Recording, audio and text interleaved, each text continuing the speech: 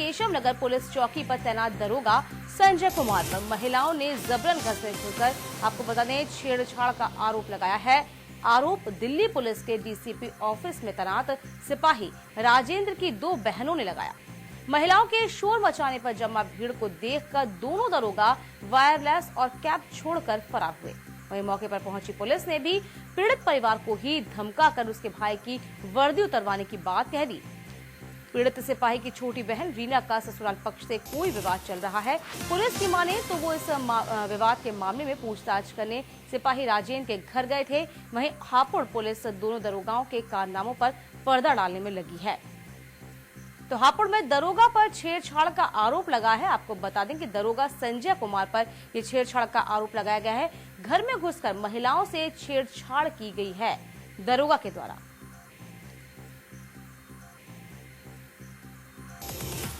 रक्षक कैसे भक्षक बन रहे हैं, इसकी एक और बानगी हापुड़ में सामने आई है। सिपाही की 2 बहनों ने, आपको बता दें, आरोप लगाया है। दिल्ली पुलिस में तैनात है सिपाही राजेंद्र कुमार, जिसके ऊपर छेड़छाड़ का आरोप लगा। पुलिस ने राजेंद्र की वर्दी उतरवाने तक की धमकी दे दी है।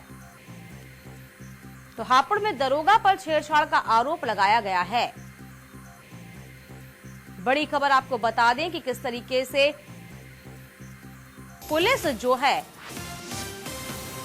कह सकते हैं कि पुलिस का जो रवैया है वो अब आम जनता के प्रति कैसा होता जा रहा है, इसकी एक और बानगी सामने आ रही है। रक्षक किस तरीके से भक्षक बन रहे हैं, जिनकी रक्षा करना चाहिए उनको ही अपना शिकार बना रहे हैं, इसकी एक और बानगी हापुड़ में देखने को मिली है। घर में घुसकर महिलाओं के साथ छेड़छाड़ का मामला सामने आया है।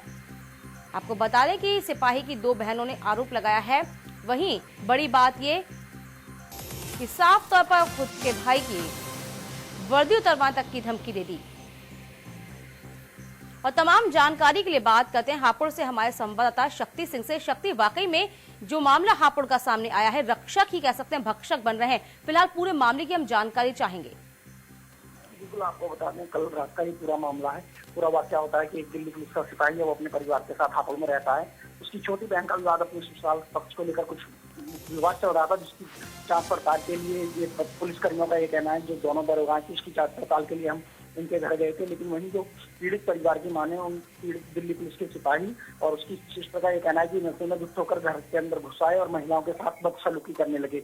जब घर की महिलाओं ने शोर मचाया तो आस पड़ोस से लोग इकट्ठे हुए, तो मौके पर ये दरोगा अपनी टोपी और अपना वॉलेट सेट छोड़कर भी वहां से मौके से फरार हो गए। हालांकि मौके पर पहुंची पुलिस का कहना है कि ये सारा मामला जांच पड़ताल को लेकर है और ये पीड़ित परिवार द्वारा एक झूठा आरोप लगाया जा रहा है। जी बिल्कुल शक्ति, सवाल कई खड़े होते हैं। जिस तरीके से वायरलेस अपनी टोपी छोड़कर भागे हैं ये दरोगा, तो कहीं ना कहीं अभी तक इस पूरे मामले को लेकर आला अधिकारियों ने संज्ञान में लिया इस पूरे मामले को, क्योंकि साफ तौर पर यहाँ पे धमकी भी दी जा रही है कि उसके भाई की वर्दी उतरवा ली जाएगी। तो क्या लगता है अभी?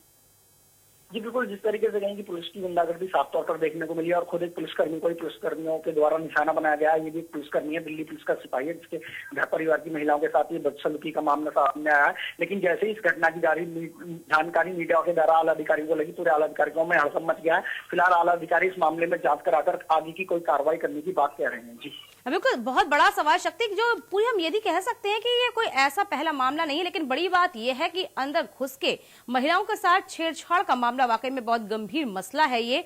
और बड़ी बात यह कि यदि हम शक्ति बात करें इस पूरी बेल्ट की, जिसमें हापुड़ की बात कर लें, मेरठ की बात कर लें, मुजफ्फरनगर की बात करें, जो पूरी बेल्ट है इसमें पुलिस की जो कार्यप्रणाली है, आपराधिक घटनाएं भी कह सकते हैं इसी पूरी बेल्ट में ज्यादा होती है। इसके बावजूद ना तो पुलिस सक्रिय रहती है, ऊपर से अब पुलिस का इस तरह का व्यवहार वाकई में कई तरह के प्रश्न जरूर खड़े करता है। जी बिल्कुल, कहीं ना कहीं उत्तर प्रदेश पुलिस की जो छवि है, उसके सिपाही और दरोगा ही लगातार छवि खराब करने पर आमादा है। कहीं पर मामला सामने आता है कि कहीं अपहरण में शामिल है पुलिसकर्मी, तो कहीं अश्लील डांस करने में माहिर है। और एडिशनल एसपीजी हमारे साथ जुड़ चुके हैं, रामनयन यादव जी। इंडिया वॉइस में आपका बहुत स्वागत है। रामनयन जी, सबसे पहले आपसे यही जानना चाहेंगे दरोगा जी कि जिस तरीके से एसपी साहब की जिस तरीके से पूरी वारदातें हो रही हैं लगातार, यदि हम उस पूरी बेल्ट की बात करें, क्यों पुलिस इस पूरी बेल्ट में सक्रिय नहीं रहती है? ऊपर से अब इतना गंभीर मामला सामने आया है।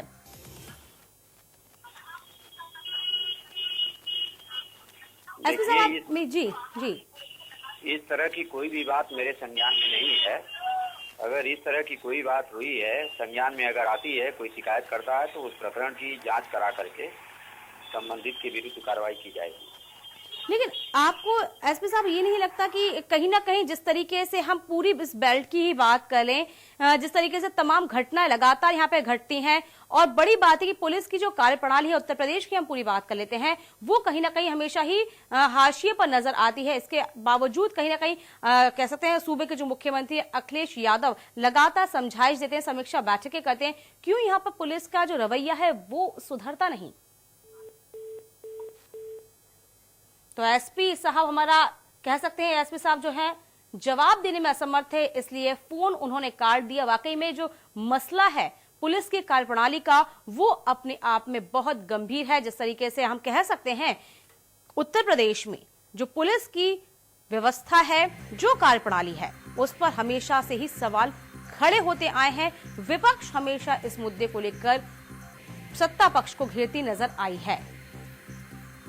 शक्ति सिंह से वापस हम जुड़ रहे हैं। शक्ति, वाकई में एएसपी साहब भी कहते हैं कि हमें इस पूरे मामले की कोई जानकारी नहीं है। क्या लगता है आपको, इतना बड़ा मामला हो गया, यहाँ पर साफ तौर पर एक पुलिस वाला घर में घुसता है, उल्टा उनकी बहनों को, जो खुद एक दरोगा है, उन्हीं की बहनों के साथ छेड़खानी करता है, उसके बावजूद ये कहता है कि उसकी वर्दी उतरवाई जाएगी। सबूत और क्या माने कि अपना वायरलेस, अपनी टोपी छोड़ गए हैं, वो भाग खड़ा हुआ। बिल्कुल, कहीं ना कहीं इस मामले में आला अधिकारियों की भी हीला वाली सामने आ रही है। जिस तरीके से अभी आपने बात करने की कोशिश की है, इंडिया वॉइस ने बात करने की कोशिश की है एएसपी साहब से, और उन्होंने पूरी तरीके से साफ कह दिया कि उन्हें घटना की जानकारी नहीं है। जबकि कल रात के बाद ही मीडिया में ये मामला उछलना शुरू हो गया है। लगातार सभी जगह सभी लोगों को इस चर्चा का विषय बना हुआ है कि किस तरीके से दिल्ली पुलिस के सिपाही के घर में घुसकर उसकी बहन के साथ छेड़खानी की जाती है उत्तर प्रदेश पुलिस के दरोगाओं के द्वारा।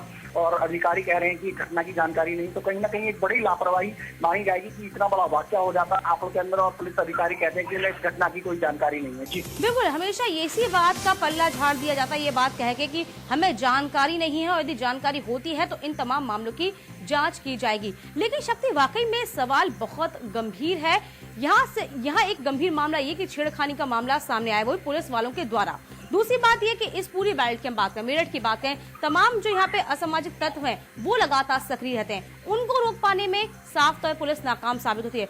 हम कह सकते हैं बुलंदशहर का पूरा मामला ले लीजिए, वहां पर भी इस तरह के वाकया हो चुका है जो कि काफी सुर्खियों में रखा। तो क्या माने, यहाँ पे पुलिस क्यों इस तरह का ढुलमुल रवैया अख्तियार की रहती है? जी बिल्कुल, पश्चिम उत्तर प्रदेश में जो 4-5 जिले हैं, बुलंदशहर, बागपत, मेरठ और बिजनौर, इसमें कहीं ना कहीं पूरी तरीके से उत्तर प्रदेश पुलिस की जो छवि खराब की जाती है। यहाँ तैनात दरोगा सिपाही कभी नशे में धुत होकर फायरिंग करने के मामले में, कहीं गैंगरेप जैसे वाकया हो जाते हैं तो वहाँ भी पुलिस की हीलाहवाली देखने को मिलती है। कहीं अपहरण होता है बच्चे का तो उसमें पुलिसकर्मी का इन्वॉल्वमेंट सामने आता है। कहीं अश्लील डांस करते हुए बार बालाओं के साथ पुलिसकर्मी नजर आते हैं। तो कहीं ना कहीं पूरी उत्तर प्रदेश पुलिस की जो छवि खराब करने में लगे हुए हैं ये उत्तर प्रदेश पुलिस के दरोगा और सिपाही हैं। युवा मुख्यमंत्री कितनी बार तक निर्देश देते हैं कि पुलिस की छवि को सुधारा जाए, आम जनता की मदद की जाए, और कहीं ना कहीं जिस तरीके से ये, लेकिन मुख्यमंत्री के किसी भी बात पर खड़े नहीं करते हुए नजर आ रहे हैं। और लगातार उत्तर प्रदेश की जो पुलिस की छवि है पूरे देश में कहीं ना कहीं इन्हीं वजहों से सुर्खियों में रहती है, और इन्हीं वजहों से उत्तर प्रदेश की पुलिस पर सवाल उठता लाजमी बनता है। जी बिल्कुल, बहुत शुक्रिया शक्ति तमाम जानकारी देने के लिए। तो रक्षक किस तरीके से खुद ही भक्षक बन रहे हैं, कैसे सरेआम कह सकते हैं कि घर में घुसकर महिलाओं के साथ छेड़खानी की जा रही है, इसका एक बड़ा मामला सामने आया है हापुड़ में। वहीं हम आला अधिकारियों की बात करें, एसपी साहब हमारे साथ जुड़े थे, साफ तौर पर वो इस पूरे मामले में जान